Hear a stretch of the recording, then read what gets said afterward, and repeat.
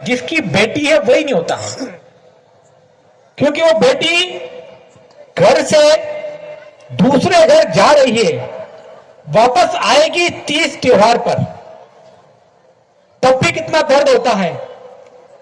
पर एक परिवार जब हमारा भाई हमसे स्थायी रूप में टूट करके, हमारे पूर्वजों से टूट करके, हमारी मां जिसने 9 माह पेट में रखा उसको भूल करके, हमारे 30 त्योहारों को सबको भूल करके जा रहा स्थायी, जो कभी वापस नहीं आएगा, तो उसके लिए कितना दर्द होना चाहिए, कितना दर्द होना चाहिए।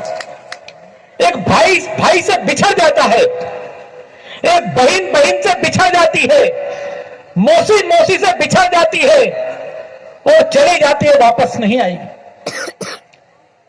तो ये जो क्रिश्चियन ईसाई धर्म जो हो रहा है, क्योंकि आप सब सुन रहे हो कि यही पीढ़ी आगे आने वाली, जैसे एक पीढ़ी 2 पीढ़ी जब भूल जाएगी कि ये मेरे ही कुल का था, क्योंकि हमारी रीति रिवाज परंपराओं में तो कुल को भी जोड़ा जाता है कि ये किस कुल का है, तो कहेगा फलाना डामोर वो तो मेरे कुल का है, मेरा भाई है, वो फलाना राव जो भी है, तो कुल से भी जोड़ते हैं। पर जब वो ईसाई बन जाता है और अगली आने वाली 2-3 पीढ़ी के बाद वापस वो हमारा ही दुश्मन बनेगा और हमको ही मारेगा। कौन मारेगा? हमारा ही भाई हमको मारेगा। वास्तव में भी कमरू भाई कह रहे थे कि जितने पादरी और पास्टर और बिशप हैं वो इंग्लैंड वाले नहीं हैं, वो सब यहीं के कोई न कोई डामोर, कोई बामोर बाबूर हैं, कभी थे। हमारी ही बहन बेटी को दुरुपयोग करके और वो धर्मांतरित होकर के हमको ही बदल रहे हैं। बदलेंगे, दिक्कत नहीं है, हम किसी भी धर्म किसी को बचा लेंगे, पर उसके बाद हमें हमारी माँ और बहन को बहन कहेंगे क्या हम?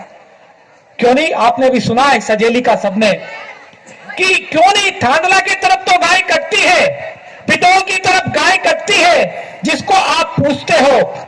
पर इस इलाके में जहां पर खूम सिंह जी महाराज का अपना कोकावत धाम है, मैंने आज तक इधर आसपास के इलाके में कोई गाय को छेड़ते हुए नहीं सुना। ललित जी 2005 से आता हूं मैं, खूम सिंह जी महाराज जब थे जिला धर्म प्रसार प्रमुख, जब से आता हूं, पर कभी इस कोकावत धाम के आसपास किसी ने गाय को डंडा मारा हो मुझे नहीं मालूम है। पर आपने सुना होगा कि सजेली में जो भी 6 दिसंबर को गाय पकड़े, आप तो सब आंदोलन में गए हैं, आप सबके दम पर तो सब होता है, तो आपने सुना होगा कि कितनी गाय, तो 100-125 गाय रोजाना कट रही थी। और वो काटने वाले कौन थे? तो जो प्रोस्टेट को मानने वाले हमारे ही बंधु, वो जो धर्मांतरित हो गए, जिनने धर्म छोड़ दिया, वो गाय को काट के खा रहा है। कल को वो गाय को काट के खा रहा है। और वहीं पास के चर्च से आवाज आ रही थी कि जैसे हमने गाय को काटी वैसे आपको भी काट के खा जाएंगे। अब आगे नहीं बात, यदि धर्म बदल लिया तो क्या करेगा वो हमारे ही आने वाली पीढ़ी को भी काट के खा सकता हो। और आपको याद रहे, म्यांमार एक देश है जहां पर लाश को भी खा जाते हैं, क्योंकि वो राक्षस हो गए, जिसका धर्म ही नहीं रहा। धर्म किसे कहते हैं?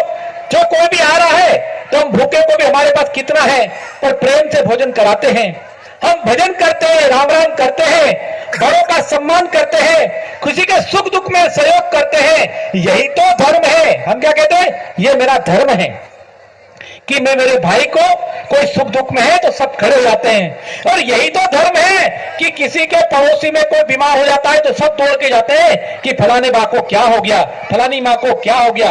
किसी का कोई कार्यक्रम होता, ये जो कार्यक्रम में देख रहे हो ना, अब जो भोजन भंडारा बना है, मैं देख के आया हूं कि कोई रसोईया नहीं आया है, कोई भोजन बनाने वाला